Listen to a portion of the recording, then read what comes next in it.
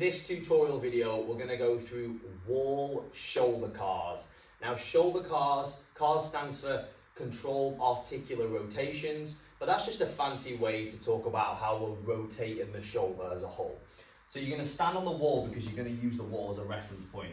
Preferably, you want a little bit of a flatter wall. I've just not got anywhere in the studio right now that's completely flat, but this is the best it's going to do.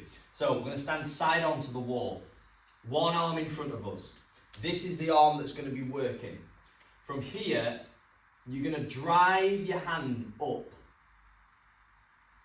with your thumb leading.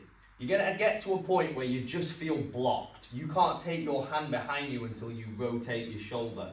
You're going to think about turning the shoulder so that the palm faces out. And from here, you're going to reach back as far as you can get, feeling a big stretch in the shoulder, maybe some clunkiness, cracking, potentially if it's the first or second rep. You're going to bring it down to the hip. And then from there, you're going to reverse the motion. Palm is staying out, out, out. When we get to head level, we're going to turn round the hand and reach forward once more, okay? Couple of things that people do wrong with this. As they reach up, they open up the hip and the chest, and it allows them to touch all the way behind them, okay? So they get a false representation of their shoulder flexibility because they open things up. You want to make sure that your hip stays forward, and as does your chest, okay? So long term with this, the goal is to try to reach the wall behind you. Again, I'm a little bit way off.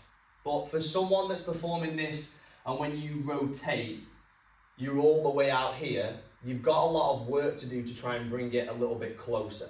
Okay, so the ultimate goal is to try and reach completely behind you without opening up the hip and the shoulder. So one more time, really nice and controlled. It should take you about 15 to 20 seconds to complete a full rep. Being really intentional about the turn on the shoulder, touch, and then reach, feeling that pull. You can see the intensity in my face, and then you bring it back up to the start position. So that is your wall shoulder CAR. As I've said, mine isn't completely flat in comparison to where the radiator to the door is. Please, when you do this, perform this on a flat wall.